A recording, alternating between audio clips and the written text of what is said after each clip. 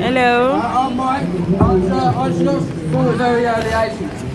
I was lost from a very early age. About the age of 6, my parents got a divorce. It wasn't a very pretty divorce. There's a lot of arguing on both sides. And these only got worse and more violent when my dad met his new partner. They got more violent. I felt lost. I felt rejected. I was desperate and in despair. The fellow that I was looking to as my leader was elsewhere. Now, not knowing how to deal with this at such a young age, at the age of 10, that was the first time I tried to commit suicide.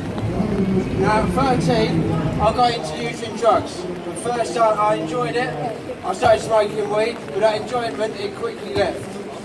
Now, then this just progressed into cocaine, ecstasy, speed. I got into it in a big way. I began to sell it. I sniffed so much I could no longer smell. 16, I was out of control. My mum couldn't handle us no more, so she asked me to leave. Now, me thinking I knew best at that age, I decided to leave.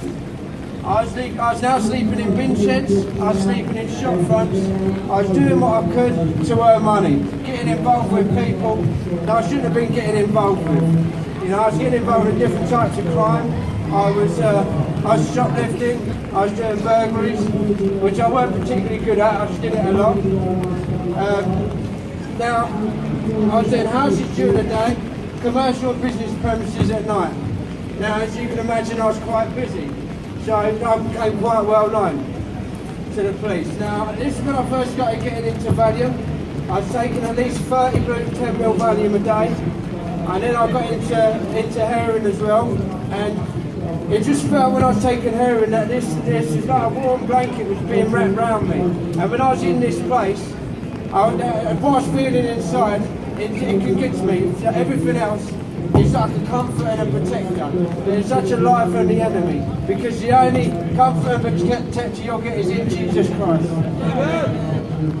Now, I quickly began injecting, and I began mixing it with crack, so I was now injecting heroin and crack in the same needle. It's called speedballing, and this just took my mental state to new depths of despair. Now, when the drugs went there, I always used to self-harm. I used to do it in various ways. Now, through the years, I've been diagnosed with drug-induced schizophrenia, psychosis, paranoia, anxiety and depression. I've been stick to protection because the amount of suicide attempts I've had. But at the beginning of the last year, I bumped into a friend's mum, a born-again Christian lady. I can't even remember talking to her because I was just so messed up. But if I didn't speak to her, I had about 2 or 3 months and I'd have been dead. I got a number for Teen Challenge, and when I came to Teen Challenge, I didn't know God. And I didn't want to know God. You know, I struggled. I was running out of chapel, I was running out of classes. They kept talking about this geezer called Jesus. And at first I struggled with him. Jesus, he lived 2,000 years ago. What's he going to do for me now? You know, turns out actually quite a bit. With Jesus more now than he ever has been. You know, so I was standing in chapel one day, and something came to me. We all face trials and tribulations every day, but it's how we deal with it that makes us stronger. 2 weeks after this, I had all my bags packed. I rang my dad and said, I'm leaving, mate, I can't handle this talk of Jesus no more. And he just said to me, Mike, there's nothing out here for you, you just got to embrace it.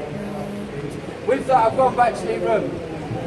And I started picking up my Bible after a time. First book I read was the book of James. In chapter 1, verse 12, it says, Blessed are those who persevere under trial, because having withstood the test, that person will receive the crown of life to those who love him. That's what the Lord gave me 2 weeks previous. And that's when I started realising there might be something to this Jesus geezer after all. You know, I started looking around at my brothers in the Teen Challenge house. They was just as broken and in just as mess as I was when I came in.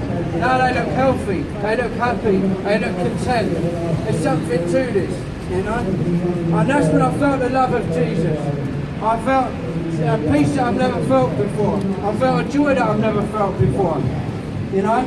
And in this year that I've known the Lord, He's set me free from my all my drug addictions, my 11-year heroin, crack and Valium addiction. He set me free from it.